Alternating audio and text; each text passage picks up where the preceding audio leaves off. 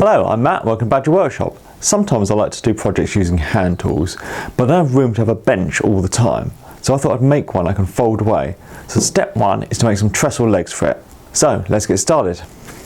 I've decided to construct these out of 3x2s. Now I could tell you some well thought out reasoning on why I'm using them, but the truth is in my local store they're under half the price of 2x4s. Yes, I'm just cheap. I researched a lot of other people's plans, and there's certainly plenty on the internet. The one I liked the best was Mateus Rondel's. The only thing is, he held everything together with nails, and used plywood as side supports. I was going to do the same basic design, but try and use all timber.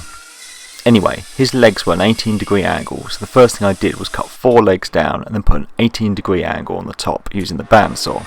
I then cut another 18-degree angle on the bottom of the legs. Tops of the Sawhorse were made from two 2x3s glued together, but before they could be glued together they needed slots cut in them for the legs to go into. This is where a feature of my miter saw came in that I'd never used before, making a trenching cut.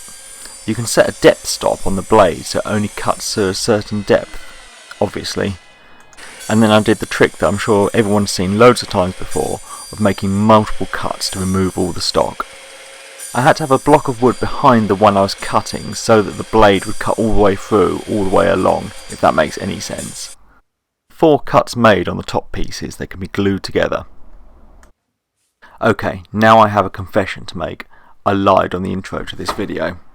I had intended to make a workbench top to sit on the top of these trestles, but after thinking it through I really wanted a sturdy big workbench.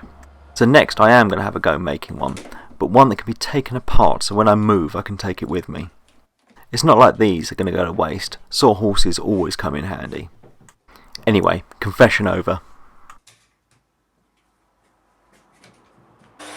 Before attaching the legs to the top I wanted to put another cut in them. This is to accept a sideways brace to keep it all stable. Originally I had thought this is going to be a reasonably complicated build because of all the angles needed in it. But to start with I set my bevel gauge to 18 degrees and all the cuts are at the same angle.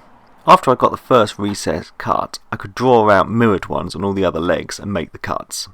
As I said, I didn't want to nail or screw these together, I was going to glue them and use dowels. So I marked the top of the legs and put holes through at an angle so they'd take a 15mm dowel. To start with I'm just going to glue and clamp them together and then I'll put the dowels in afterwards. The legs fitted in with a really nice snug fit.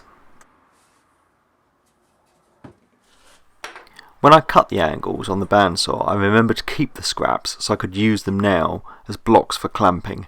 Made life a lot easier. I'm just using some hardwood dowels I picked up at the store. If I was to do this again I might have used some with contrasting colours, like some walnut ones might have looked nice. The other thing I had done differently was drill the holes through the top first. I thought it would be easier to drill through the existing holes in the legs, but it left a messier finish. I find the first time you do something it's mainly learning how to do it, and then the second time you get it right. Now the cross braces got cut at the same 18-degree angle. I just held them in place and then marked where the second angle needed to be cut. These also then got marked and holes drilled for the dowels to go through.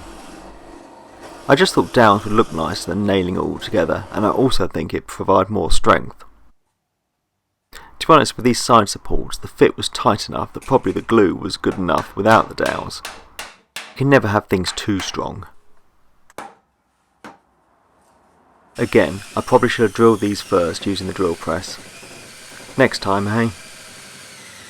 I do think I'm going to have to build another pair of these, just so I can learn from all the mistakes I made. It's been freezing cold in the workshop all winter. It's so nice that spring's finally here and I can do some work outside and with the door open again. I actually quite liked the look of the dowels sticking out, but I decided I'd just catch myself on them, so I trimmed them off. I also gave it a quick sand and rounded over any edges.